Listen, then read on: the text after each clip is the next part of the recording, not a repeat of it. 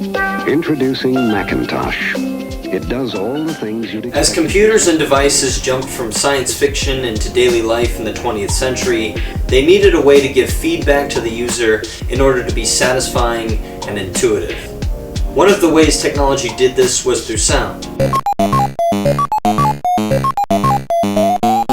Over time, computers went from being a means of productivity to a source of entertainment, and again, used sound to convey information. At the time, devices like the Atari 2600 were limited to only 4 sound channels, and retro gaming systems had to make do with beeps and boops to convey feelings of victory and loss. For anyone who grew up using computers or playing video games, these obscure sounds are what we know to symbolize intensity, frustration, loss, and everything in between. Naturally, a whole new genre of music would form around this type of sound. At the start of 2023, I went to my first EDM concert, Walker and Royce, and fell in love with the experience and the crowd. While I've always somewhat liked dubstep and EDM type music, I must admit I was somewhat embarrassed about my enjoyment of it. I was a closeted fan. And after telling friends and family of my newfound appreciation for EDM, I was reminded why. The reactions could be split up into 2 categories. One, the group who I found actually also liked EDM and went to raves and concerts themselves. And the other group gave me weird looks and called it overly chaotic nonsense music that they didn't understand at all.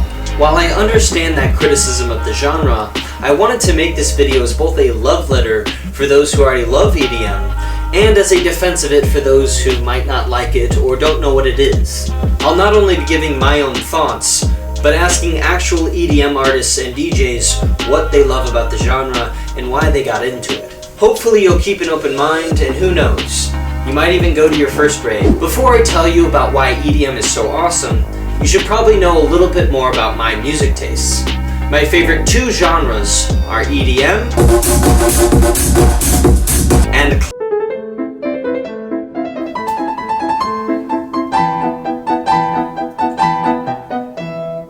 The thing I love about classical music is how much you feel the genius behind it. You feel the work and talent it must have taken to take a look at different brands of instruments and string them together into one symphony. Each trumpet, each drum, each violin playing its own song, but balancing order and chaos come together to form one masterpiece. At its core, that is what music is supposed to be. Too much order and your song is mundane and boring.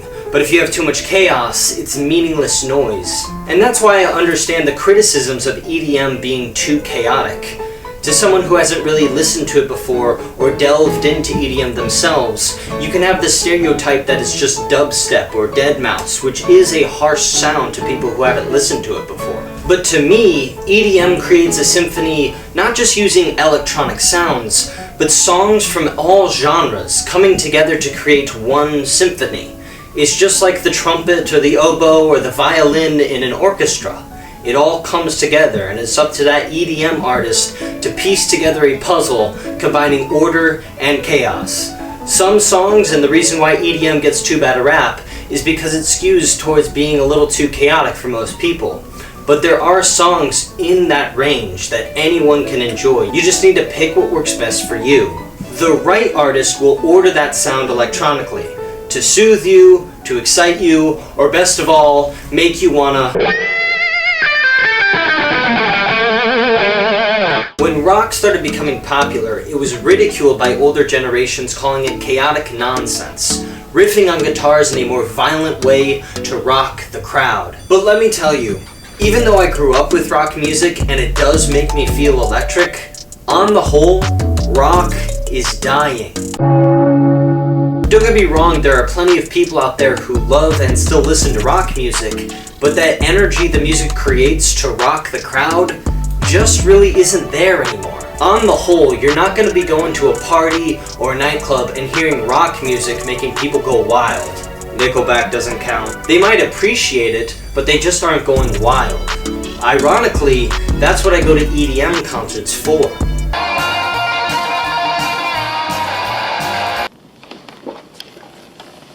I guess you guys aren't ready for that yet. But your kids are gonna love it. What gets me the most about people who shit on EDM music is that most of them listen to stuff like this.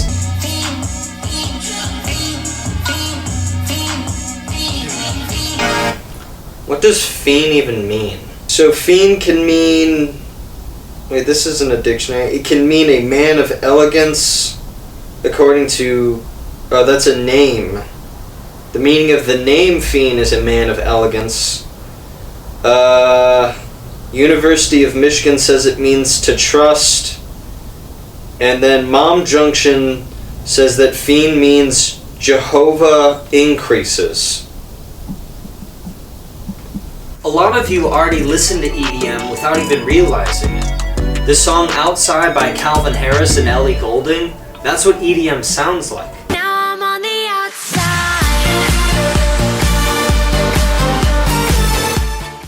Even John Wick is just essentially an art collage of violence set with a backdrop of EDM music.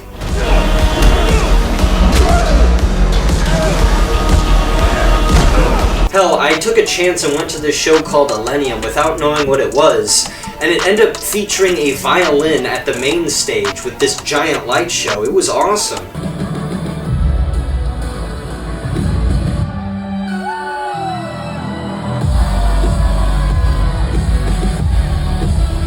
It didn't really fit into my preconceived notion of what EDM was, but I still had a great time. But I am still new to this genre of music.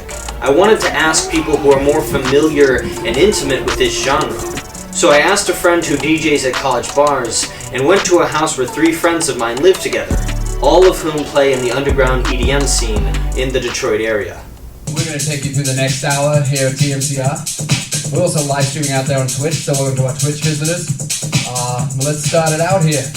I'm Dave. I've been producing music and DJing since I was about 14 years old. Started back in the UK.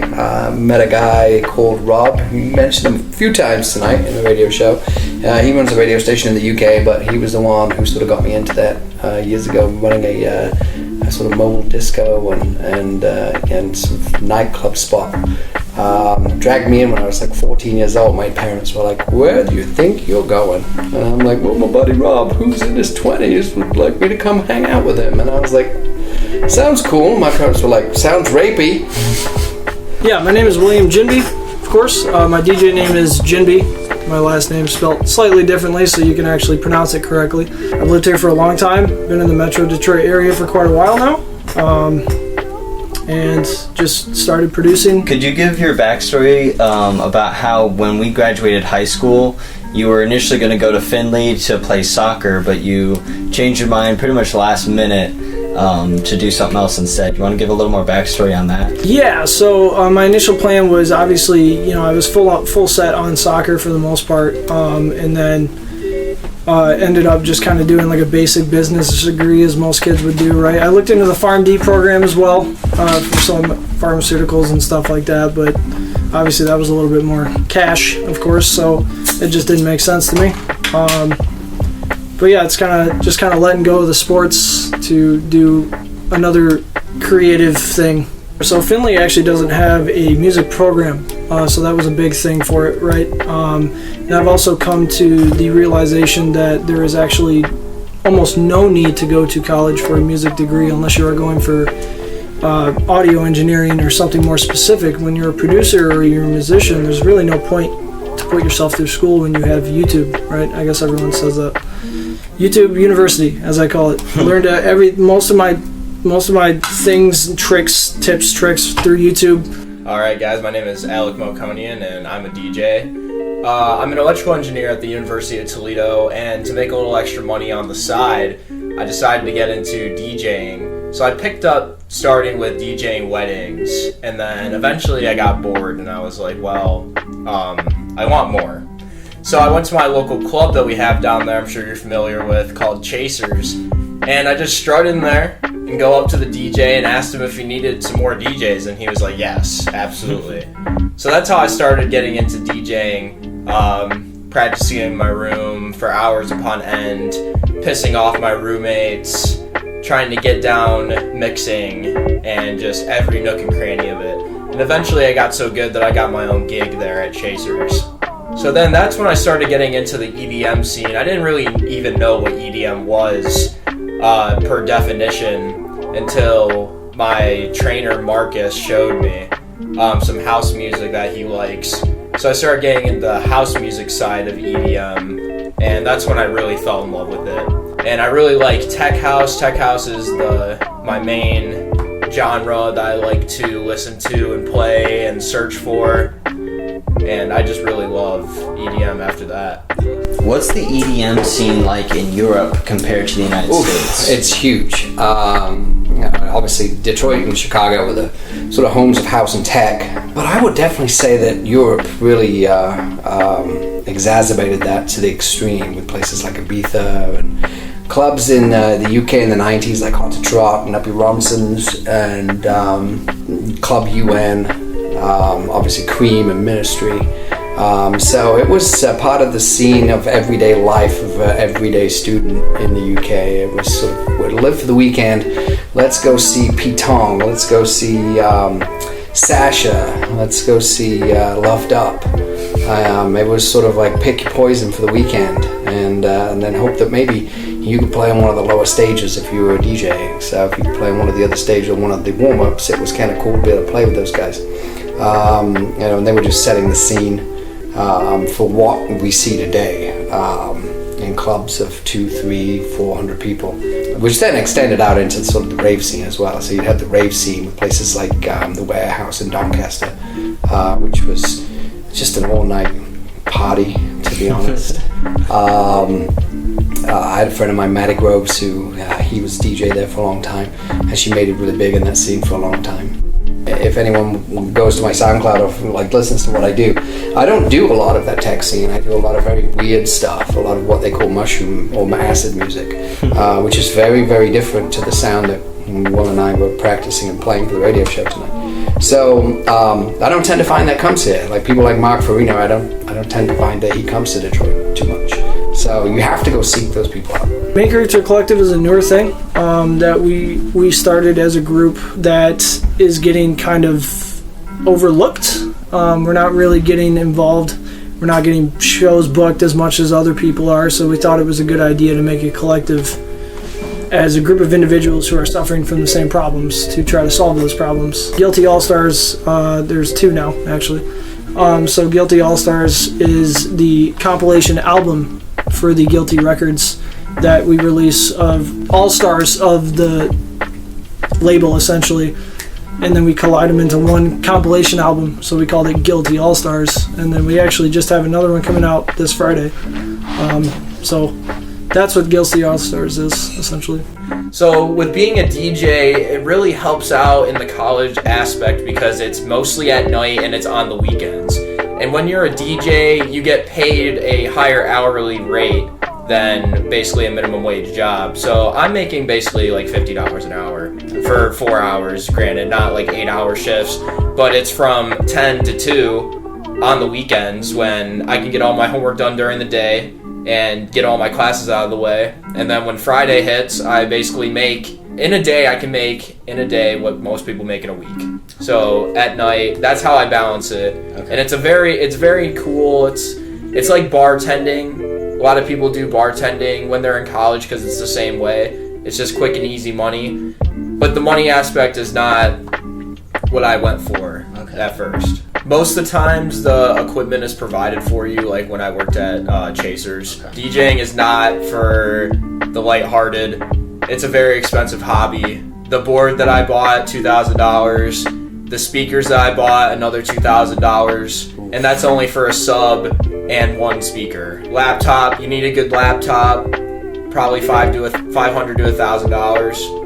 And then you need to buy extra little equipment on the side if you really want to be a good mobile DJ, like power cords, XLR cables, USB cables, and all that stuff. Headphones too, are another thing. You gotta get a good quality pair of headphones. What would you recommend to someone who is maybe starting out, hasn't really partaken in going to an EDM show or a rave or anything like that? Maybe they're looking to find something underground, something small, but in general, should they go to EDM train, something like that? Yeah, EDM train's a really good start for that.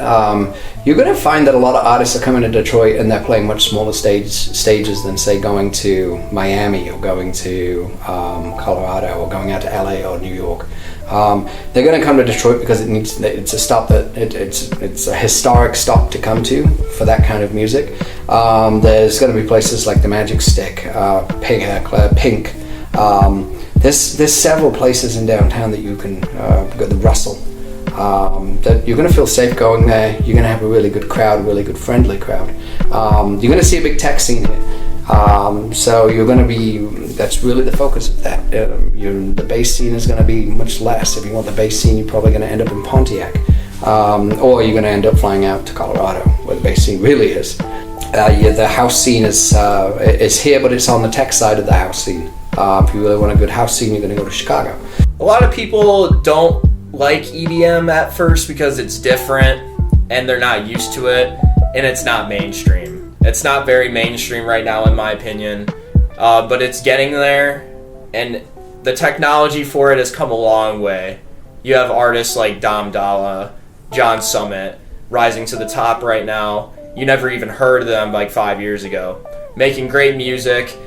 James Hype is another one that's coming up that's very controversial for some people. He makes great music in my opinion, and he's rising to the top as well. But I would say give it a shot. There's some really soft EDM that you could start out listening to, like Major Lazer and other artists that don't have super high energy, nitty gritty, down to the rock and bone EDM. You don't even have to start with the dubstep stuff. You can just work your way up, starting with house music. Why do you love EDM? Why do I love EDM?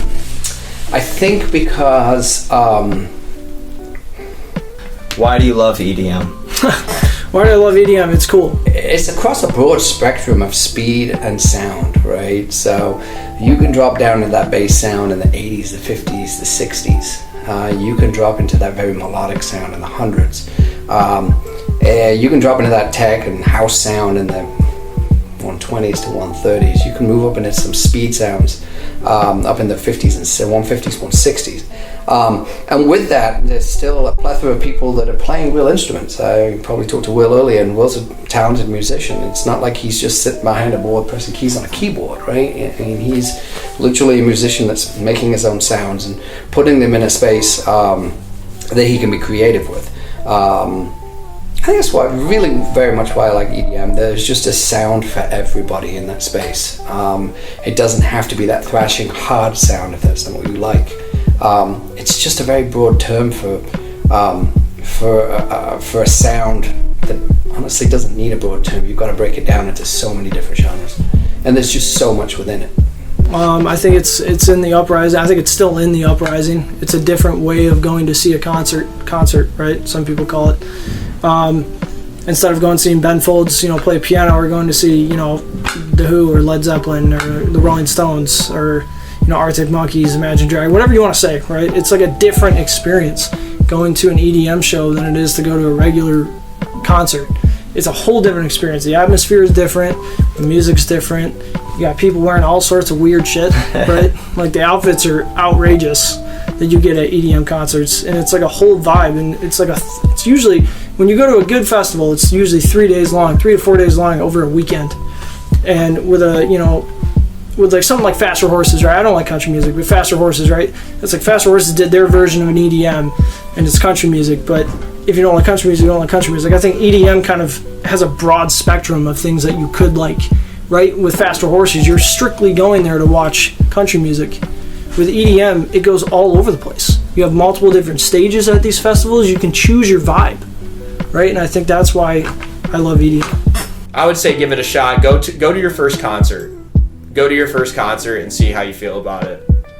In your local area, there will be tons of them, tons of DJs that have sets that will play their own music or play house music or whatever EDM that they like to play, I would say just give it a shot. Go to a concert and give it a shot. EDM is not just dubstep.